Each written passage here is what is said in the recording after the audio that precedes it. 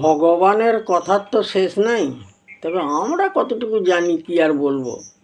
তবে যারা জানেন তারা বলতেই থাকেন। আমরা মশাই তেমন কিছু জানিও না, বলতেও পারবো না। যতটুকু জানি ততটুকুই বলতে চেষ্টা করি। যাক, যদি এই অধমের মুখের বাণী যদি শ্রবণ করতে চান তাহলে একটু শ্রবণ করবেন, আর কি আছে।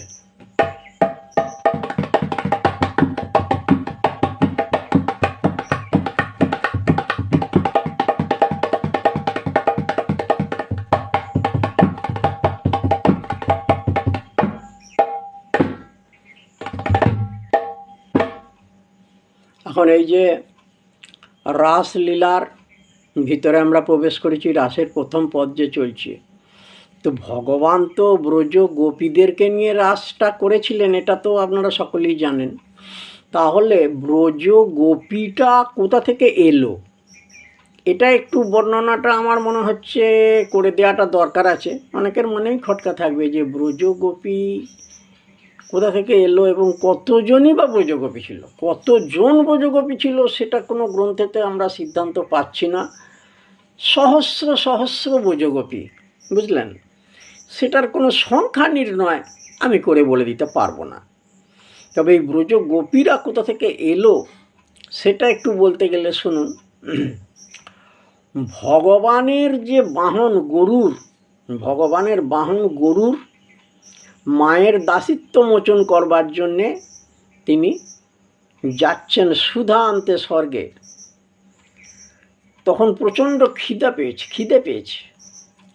বাবাকে জিজ্ঞাসা করছে, কশ্যপ মুনির পুত্র, যে প্রচণ্ড খিদে পেয়েছে, আমি আর যেতে পারছি না, তাহলে কি করব। কশ্যপ মুনি বলে দিলেন, কচ্ছপ যে সরোবরে রয়েছে ওদেরকে তুমি আহার করো। তো সেই কচ্ছপকে আহার করতে করতে করবেন বলে ঠিক করলেন। দুই বগলে দুজনকে ধরে নিয়েছেন, কোথায় বসে সেবা করা যায়। একটি বটবৃক্ষের ডালে বসতে গেলেন, বটবৃক্ষটি ভেঙে গেছে, আর বটবৃক্ষের ডালেতে বসে বসে আঙুলের মতো প্রমাণ বিশিষ্ট মুনিরা বসে ধ্যান করছে। ওরে বাবরে, দেখে তো বাবা মুনির অপরাধ পড়ে যাবে, ঋষির সাঁপে পড়ে যাব। সঙ্গে সঙ্গে কি করলেন, সেই ডালটি নিয়ে যেয়ে পুনরায় জোড়া দিতে গেলেন, ডালটা জোড়া লাগলো না। তখন নিয়ে গিয়ে তিনি হিমালয়ের এক নির্জন স্থানে মুনিদেরকে রক্ষা করলেন। আর এই মুনিরা হচ্ছেন বালখিল্য মুনি। এনারা নিজেদের সাধন বলে, তপ বলে, এনারা আবার দণ্ডকারণ্যে এসে হাজির হয়েছিলেন এবং এরা ভজন সাধনে প্রবৃত্ত হয়েছিলেন। এনাদের অসীম ক্ষমতা এবং তপ বলে এনারা নিজেদের মাহাত্ম্য, এমনই মাহাত্ম্য এদের আছে, এরা সমস্ত কিছু ভস্মীভূত করে ফেলতে পারে, এতই এদের ক্ষমতা। তা কশ্যপ মুনি গরুরকে বলে দিয়েছিলেন, যেন ঋষিদের সাঁপে পড়ে যেও না, তোমাকে পর্যন্ত ভস্ম করে ফেলবে। তা সেই জন্যেই ঋষিদের ওপর গরুর এত যত্নবান ছিলেন।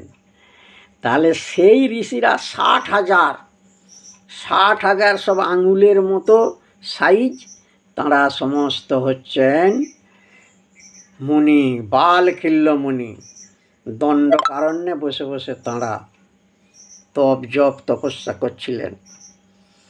ত্রেতা যুগে রামচন্দ্রের বনবাসকালে রামচন্দ্রের এই অতুলনীয় শোভাময় দেহধারী সেই ভগবান রামচন্দ্রকে দর্শন করে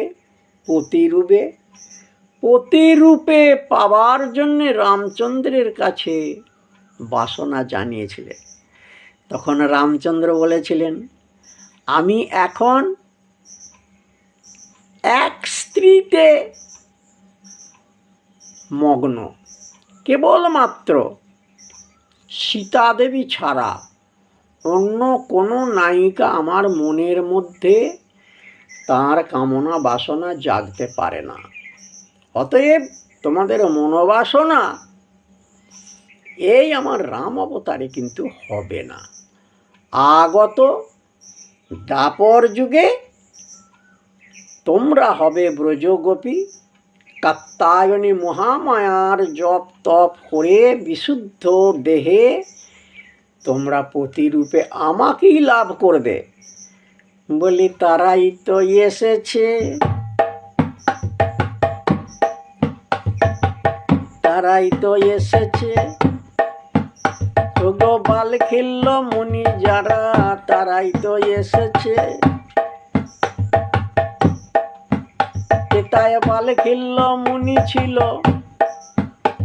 দাপরে ব্রজ গোপী হলো। ত্রেতা যুগে বাল খিল্ল ছিল, তেতায় ব্রজ গোপী হলো। তেতায় বাল খিল্ল ছিল, দাপরে ব্রজ গোপী হলো।